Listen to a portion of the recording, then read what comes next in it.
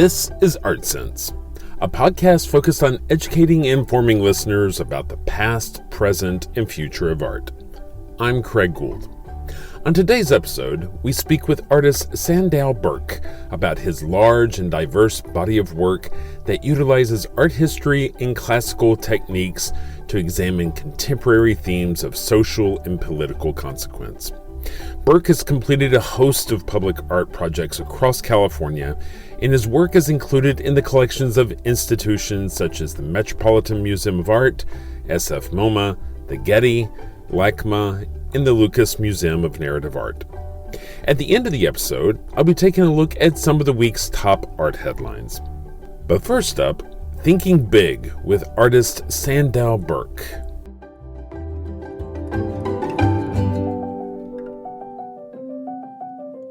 Sandow Birk, thank you so much for joining me today on the podcast to talk about you and your work and your vision. A lot of times I like to begin with a similar question for all my artists that I talk to, which is if you're at a dinner party and somebody walks up to you and they ask you what you do and you say you're an artist and they ask you to describe what your work is or what it looks like, how do you describe your body of work to somebody who's never seen it before? Wow, yeah, that's a common question, especially I've had kids recently, and so once you have kids, you start hanging out less in the art world and more in just the world of soccer teams and things, and you meet a lot of people that have no idea what being a real artist is. Right. So I generally say that I'm a contemporary artist, that I do works, mostly paintings and drawings that draw on art history for inspiration and try to be about political and social themes from our times, from the times we live in. That manifests itself in a lot of different ways. Your work, there seems to be a couple of common threads. One, it's kind of a reflection or a response to what's going on in our world, and it seems to be a response to art history. I guess when I look at your body of work, I'm amazed that you're one person producing this much work. It seems, because it seems really, really substantial. Let's just talk about one project, for example, like American Koran. How long did that project, before we even describe the project in itself, how long did that take you to complete? When I sat down to begin it, I was estimating it was going to take 4 years, but it ended up taking 9 years. Ah, jeez.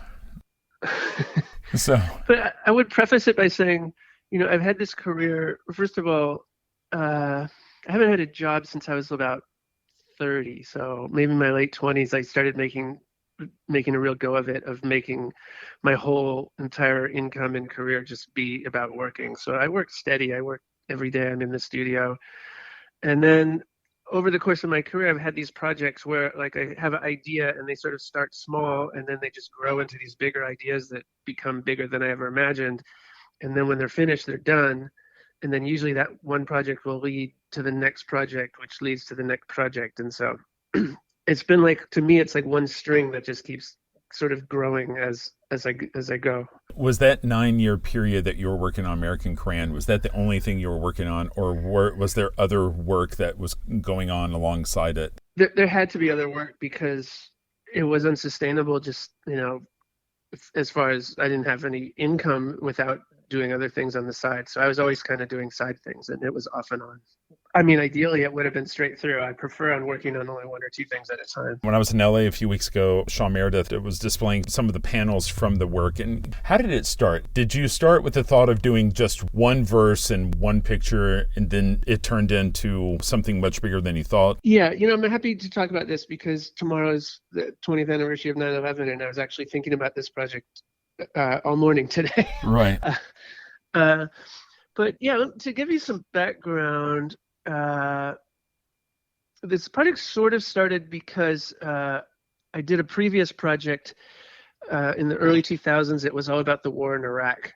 Mm-hmm. And it was a big print series that I was invited to work with this master printer named Paul Maloney, and it ended up being this 3 or 4 year long project of doing a series of enormous woodblock prints that told the whole story of the war in Iraq from the beginning, 9/11 and on to the invasion, And then at the time we were working, the war was still going on, and then to imagining how that was going to end. So during those 3 years, I was working with my partner, who's now my wife, Elise Pignolet, Mm-hmm. and we were working with the printers in Maloney Studio. And so for 3 years, we were like angry about the war in Iraq. We were paying attention. We were listening to NPR. This is sort of early days of internet. Working on this project, like following like the maps of the invasion and all the American radio discourse of Americans talking about Islam and so all these ideas of like, is Islam fundamentally like at odds with Western civilization? Is it an evil religion? Is it a violent religion? And just hearing this for years while we're working on this project. And somehow it's just sort of dawned on me during the course of this project. I've been a surfer my whole life, and I travel a lot to go surfing. And so I was listening to this discourse, and I started thinking to myself, like, wait a second, I've been to Islamic places in the world, and I think I counted 10 or 11 long trips to Islamic parts of the world in Asia and Africa and places where I'd spent considerable time. And I was thinking, my experiences in Islamic world is nothing like the way that Americans are discussing Islam. And sort of from that grain, I just sort of thought, I'm sort of tired of listening to people tell me what Islam is. I'm going to go find out for myself. And I just walked down to the bookstore and bought a copy of the Quran and started reading it.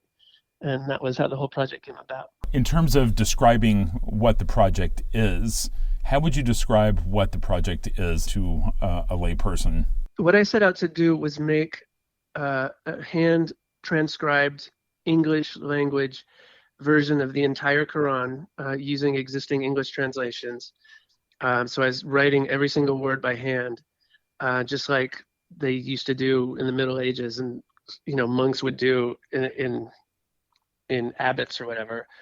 And I wanted to make a whole entirely handmade English version of the Quran, and then illuminate all the pages with scenes of contemporary American life that reflected the meanings of the verses in the Quran, with the goal of showing that the Quran is accessible and applicable to a normal American's life, that it's not some strange, crazy thing from the other side of the world. So that was sort of the idea in a nutshell. Can you give us an example of one of the panels, how you reinterpreted a scene from the Quranic text into what contemporary American life would look like in that context? The first thing, just to summarize the Quran, is if you have no idea what it is and you just pick it up like I did and start reading it, the first impression that it makes on you is that it's incredibly familiar. It's just all the stories from the Bible told again or referred to. It's Adam and Eve and Moses and Abraham and Isaac and Jesus. There's a whole chapter devoted to Mary. It's just all the same things. And you start reading and you're like, what is the problem here? This is the same stories, just told in a slightly different way. And so an example would be like in the whole chapter that talks about Noah's Ark and the flood and it wipes out the whole world. It's sort of hard to imagine the entire world being wiped out, but it was really easy to see what happens when Hurricane Katrina wiped out New Orleans. So in those pages, I have scenes of New Orleans being flooded and people in boats, and a scene of a guy in a driveway in Seattle, like building a canoe. So there's just scenes of people going about things that are metaphors for the story of Noah's Ark. If I remember right, in that illumination, I feel like there's like a graffiti text that you created to decorate the borders. I feel like that's something that shows up like in the Mirab sculpture work that you did. Is that right? Yeah, that's right. I hand wrote the entire text, and I was reading about the Quran. I was reading about the Quran as a historic document and a Quran, Islamic artworks around the world and things. And I was very aware of how crucial to Islam is the calligraphy, the beautiful calligraphy. And so I knew that if I was going to even attempt to do this project, I needed to have some sort of calligraphy writing. And I started thinking, well, in contemporary times in the city that I live in, who are the people that still do calligraphy? And obviously it's graffiti writers Hmm. who practice their own letters and write their names over and over in different ways. And so I decided I thought of graffiti as being sort of a uniquely American sort of calligraphy. So I set out to use like an early legible 1970s style Chicano graffiti lettering, and I sort of simplified it a little to make it more legible. So in the end, it seems like I remember seeing that it was published as like a monoprint or something. Am I remembering that right? I completed the whole project as each double page spreads were done as works on paper. So there's about 220 of those. So there's about 450 pages in the book, all illuminated. And when it was finished, the gallery I work with in San Francisco is the Catherine Clark Gallery, and she chased around town trying to find the publisher and ended up getting it published by Norton Books out of New York, and they did a huge coffee table book of it at 1-to-1 scale that I had done it in, and it's available in bookstores on Amazon and everything. That's just one example of some of these larger projects that you take on. I mean, I hate to call you a glutton for punishment, but I mean, some of these projects are just, for example, Dante's Inferno, that's a rabbit hole that people have gone down before, and, trying to visualize that. That's a project that you kind of dove into. And can you talk about where that project started and the manifestations that it turned into? Yeah, that's a good example of rabbit holes. But that project predates the war in Iraq project and predates the Quran. This was maybe around year 2000. I started working on Dante. It began because I was in a used bookstore and I stumbled on a hardback old copy of the Inferno with all the prints by Gustave Doré in them. And I had never read the Inferno. I didn't study it in school. And I bought the book for like $4 and brought it home, and I just loved it, the images. And so I'd look at it over time and sort of flip through it and look at it, and started reading parts of it, and I started to get sucked into the poem. But eventually I started thinking, these images are so great, they would be great to reinterpret them as scenes of Los Angeles, because I had a show scheduled like in a year to come up in Los Angeles. And so I went to my gallery and I said, the gallery was Copeland Del Rio Gallery in LA. And I said, I'm thinking about doing a series of paintings based on the Inferno. And she said, great, well, that can be your next show. And then it just started, this whole thing just snowballed from there, where just randomly I got contacted out of San Francisco by a place called Trillium Press that works with artists. And they said, would I do a project with them? And I said, I'm thinking about this Inferno thing. And they said, great, why don't you do a whole bunch of drawings and we'll make prints of the Inferno. And then it was growing. We said, yeah, we could be like a box set. But then we all thought it's kind of silly to have a bunch of drawings of the Inferno without the text of the Inferno. So then we said, okay, let's just put the text and the pictures, we'll make a book. And then we were going around trying to find out, well, what English language adaptation translation should we use? And then that led me to, I had a meeting in Hollywood with a lawyer that was a copyright lawyer, this woman, and she was trying to contact publishers that had published English versions and trying to get permission to use them to reprint them. And she was having trouble. And during the course of this meeting, she was just said, it's such a hassle trying to get in touch with these people. It would be so much easier if you just translated it yourself.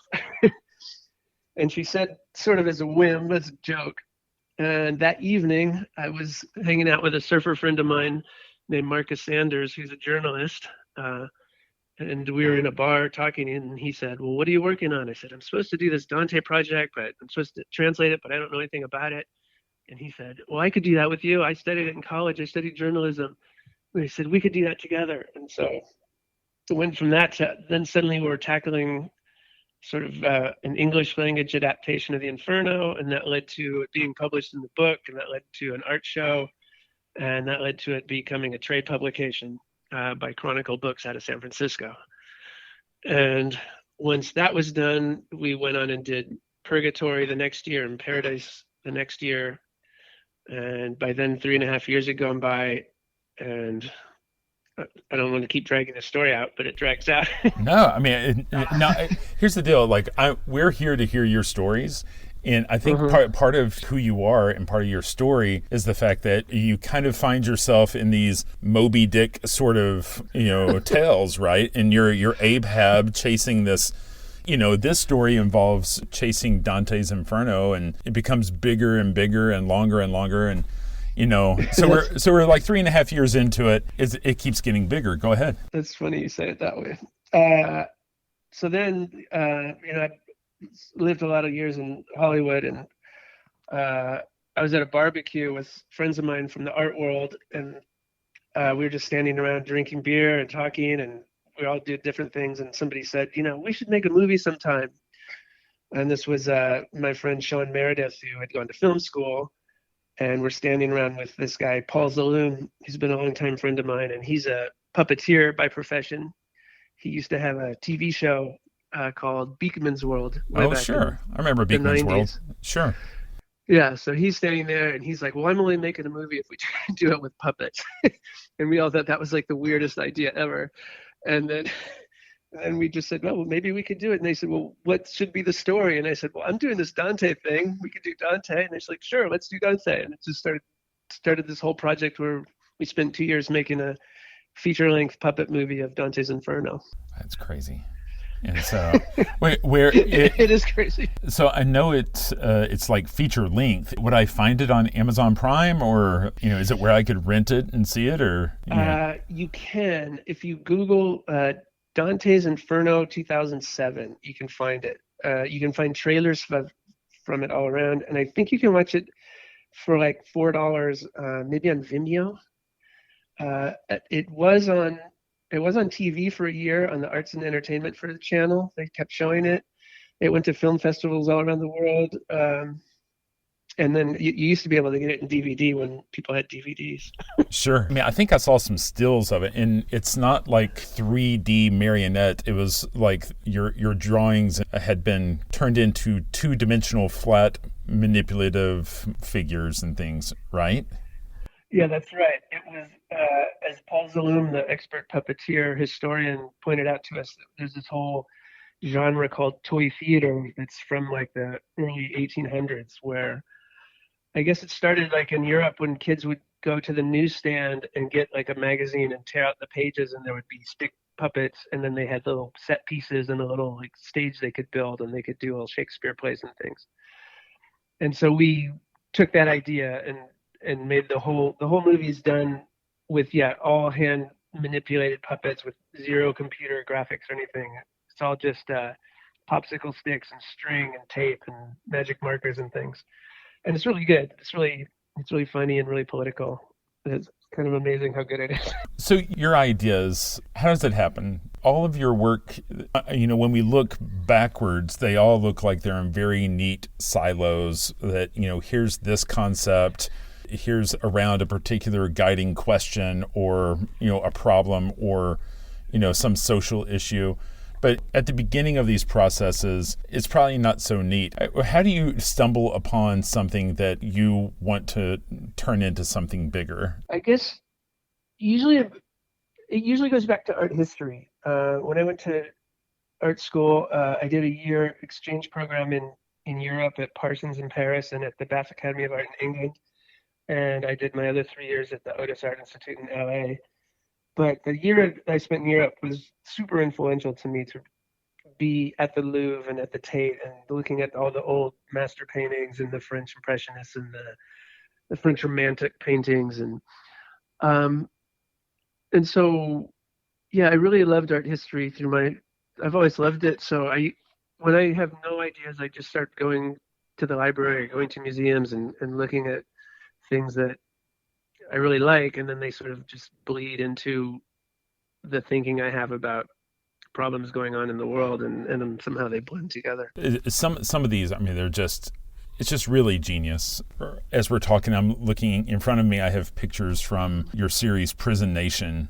These are beautiful landscape paintings just by themselves. Can you describe that series for us? Sure, and it's a good example in a nutshell of how I work. I had finished some project or another. I was fishing around with not really any idea what I was going to work on next, and I frequently am drawn towards like amazing artworks from the past that are sort of overlooked, that aren't part of the main trajectory, the main canon of art history. And so I got really interested in like American landscape painting, the great of Thomas Moran and Albert Bierstadt and all those people. And, they're just amazing paintings when you see them. And you don't really learn about them in art school. They're sort of like an aside thing. And so I was interested in them. I started reading about them. I got a big book about American landscape paintings. I was really impressed with the virtuosity of the painting. And I was driving around LA and looking at them in the museums, the examples that we have nearby, which there's many, and reading for a couple of weeks. I was just reading, and it was so interesting how at this one period that the East Coast painters were coming out to the Western territories and, right before photography, and they were painting what became Yellowstone and the Grand Canyon and Yosemite and, California, Sierra Nevada, and they're doing these amazing paintings. And then reading about them, it was all about this American view of the West Coast being the Garden of Eden, like American paradise, where you could come to California and dig gold out of the ground and eat oranges off the trees, and it never rained. And so I was immersed in this painting and this thinking, and then I'm driving my car along and just randomly on the radio overheard this conversation where somebody just says, "Oh yeah, California is the most incarcerated people on the planet Earth." And just that sentence just astounded me, that here I'm thinking about 150 years ago, there was almost no one in California. It was considered the Eden of America, and now it's become the most incarcerated population in the world. And I was like thinking, well, what happened in 150 years to go from one to the other? And from that like glimmer of an idea, I thought, I never really think about prisons. I don't know what they look like. Maybe I should go look at one. And then I thought, well, maybe I could do a show where I paint all the prisons in California. And I thought, oh, that's got to be like 8-10 paintings. And from that, I started painting every prison in California and found out there's 33 state prisons, I think 8 federal prisons, and countless county jails and city jails and things. So I set out to paint every state prison in California, and I did, and it took me 3 years.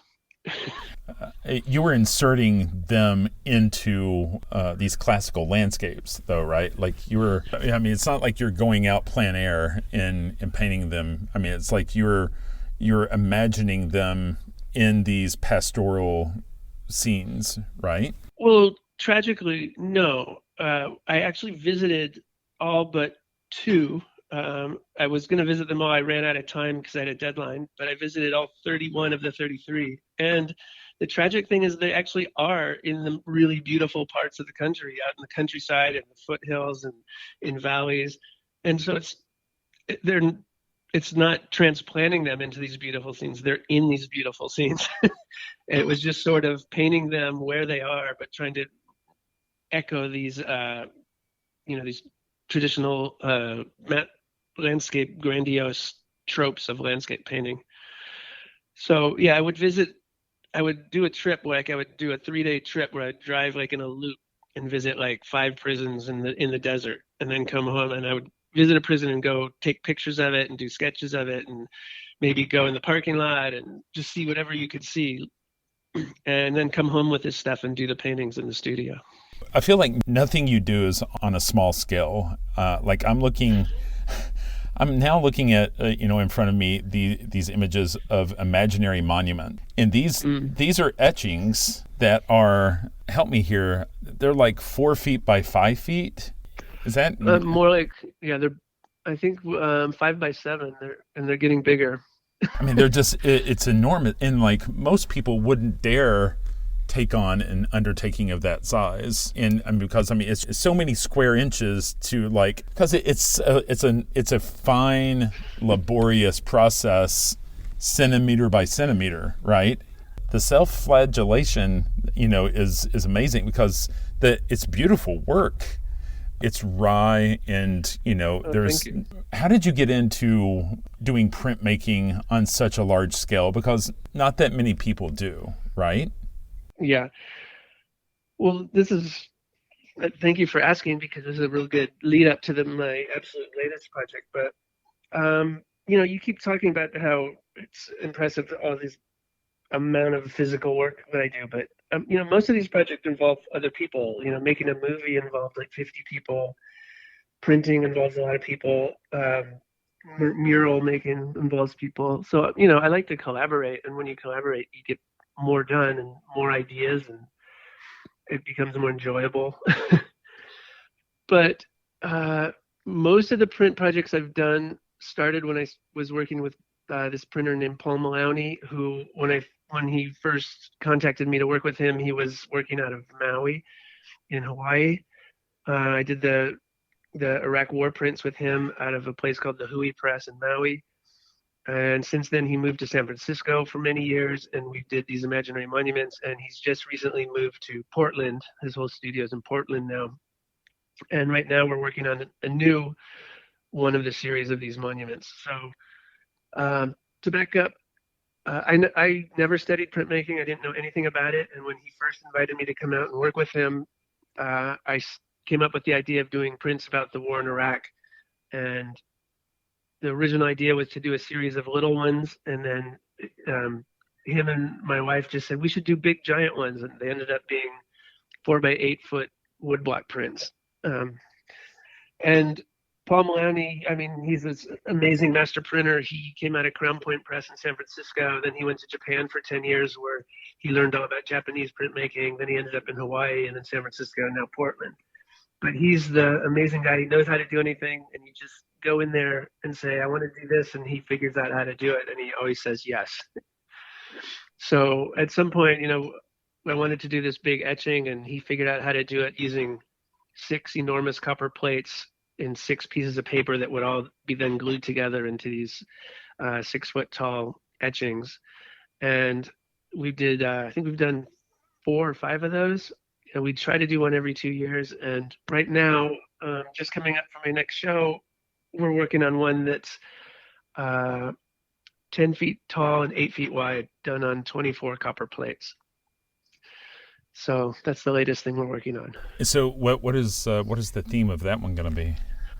Can you say? It came out, I did it early. The image came around early this year, and came out of this whole Black Lives Matter and this whole discussion of American history and who tells it. And so the idea is that it's a monument to the history of the United States from pre-Columbus days up until now, of the significant events where there's no white people in the whole thing. It's just the history of people of color from pre-Columbia to now.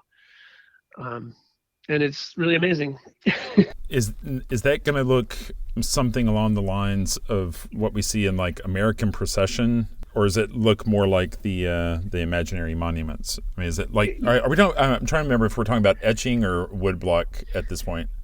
It's etchings. Okay. Copper plate etchings, and the image resembles sort of like a grandiose like Arc de Triomphe, like a structure that has like scenes all carved in the sides and different like boxes and things. So when you do that, how many wind up getting printed? Not many. The big ones we've done 6 feet are usually edition of 10. We did this American Procession you mentioned. That was a 40-foot long woodblock print. That was edition of 2. So this one we haven't decided. They're still working on doing the artist proof, the first image of it. But I'm imagining it'll be like 10 or less. It's so labor intensive and so many moving pieces that, we say it's an edition of 10, but each one of them is really its own piece of art. Kind of have to start over from scratch each time. It's not like printing it off of a giant inkjet printer. I mean, there's craftsmanship, with each one, right? Yeah, they're amazing. Like I was in Portland maybe a month ago to see them working on the early test version of it, and each plate is like 2 by 3 feet, and it's all etched, and then they put the ink on it and they wipe it by hand, and then they do a print of it on this Japanese gampi paper, and it takes a team of 3 people to do it. and they try to do 2 or 3 or 4 a day of one plate, and then there's 24 plates, so you add that, how many days that's going to take. And then once each is printed, they glue them all together to make one giant picture. So you're originally from LA, right? Yes. But your travels have kind of taken you around the world. Mm-hmm. Do you think that worldwide exposure has given you a better filter about the ability to step out of the shoes of an American and kind of observe us as a people group from, the outside looking in? What do you think? Yeah, I think travel is the most important thing. I love to travel. I grew up in LA suburbs, and I grew up surfing. And as soon as I got a driver's license, I was driving to Mexico for the weekend to go surfing, and then just going further into Mexico and all the way down the mainland. And next thing I was in Central America, and I've just been traveling all the time. I love surfing. I love to travel. I ended up dropping out of art school after 2 years and tried to do a crazy road trip driving from LA to Rio de Janeiro with a friend of mine. We had an old Jeep, and we made it as far as Central America before it sort of exploded. And we basically took the bus from Belize all through South America to Brazil, and took us 8 months to get there. And I ended up living in Rio de Janeiro for 4 years, working in a surfboard factory. So I loved living in Brazil. I spent a lot of time in Europe and Portugal, and for traveling trips all over. So you don't have any small stories. Like every story is really epic in nature, right? I decided to go to Brazil. I decided to take 8 months to travel to Brazil. That's amazing. Well, I love Latin America.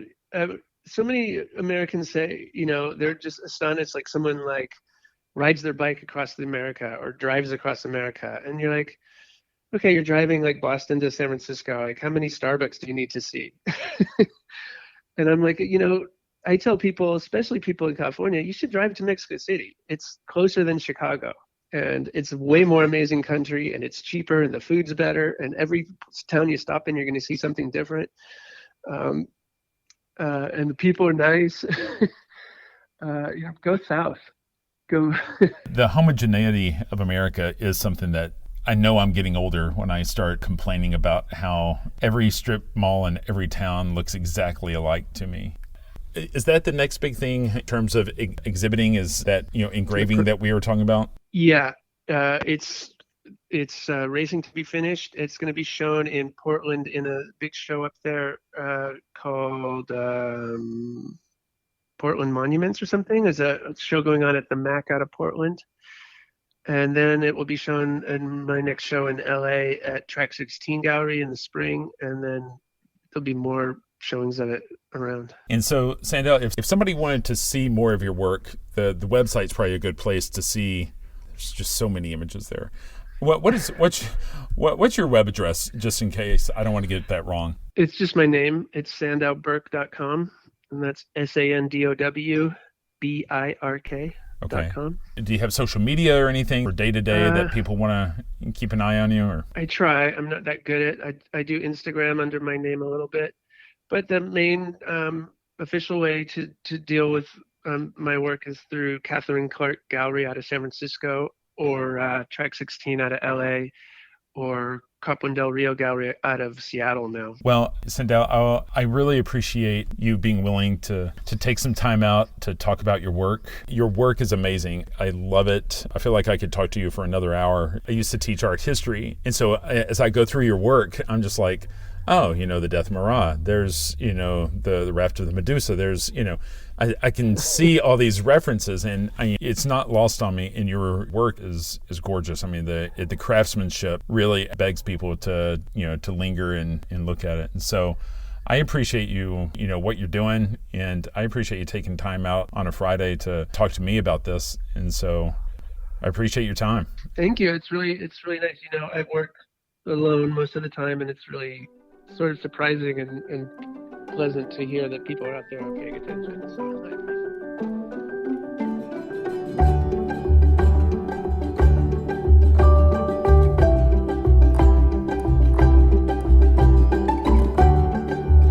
now, the news. After a long and circuitous road, we are finally seeing the light at the end of the tunnel for the launching of the Lucas Museum of Narrative Art. The museum is the passion project for George Lucas, creator of Star Wars and its related cinematic universe. After selling the rights to the franchise to Disney for just over $4 billion back in 2012, Lucas turned his attention to making the dream of the Lucas Museum a reality. The initial collection stemmed from Lucas's personal collection and his love for narrative artwork, like that of Norman Rockwell. The museum was originally burdened by an inability to find the right hometown for the project and a lukewarm response from the art world. At one point, it looked like the project was for sure to end up in Chicago, but in the end, the museum is being built in Los Angeles. And over the course of the last decade, the vision for the collection has evolved into something far more diverse. It's thought that Lucas's wife, Melody Hobson, and museum director Sandra Jackson DeMont are responsible for the expanded vision for the museum, which will be more inclusive of Black and Latino art.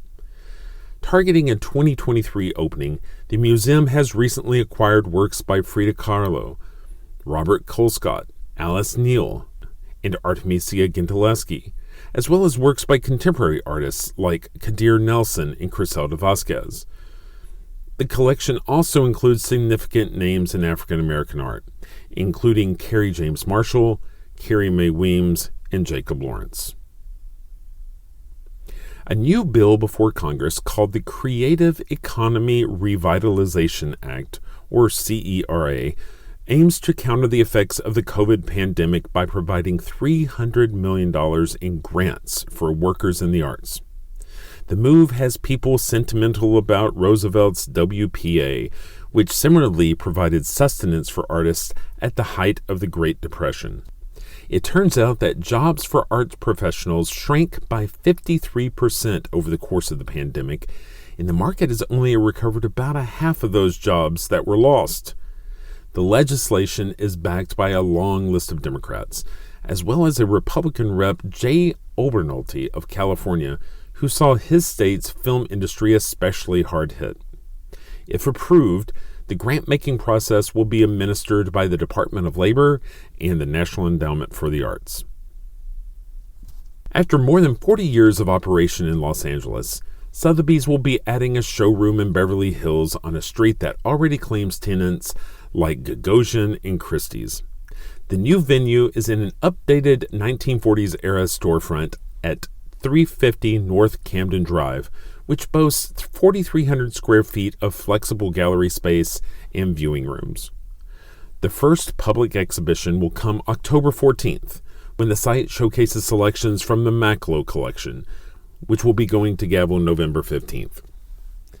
The auction is expected to bring total sales approaching $700 million and is a result of a divorce court order mandating the sale as part of liquidating the shared assets of real estate developer Harry Macklowe and his ex-wife Linda. In addition to being used for exhibiting and showcasing, the space promises the flexibility to be used for lectures and other programming as well.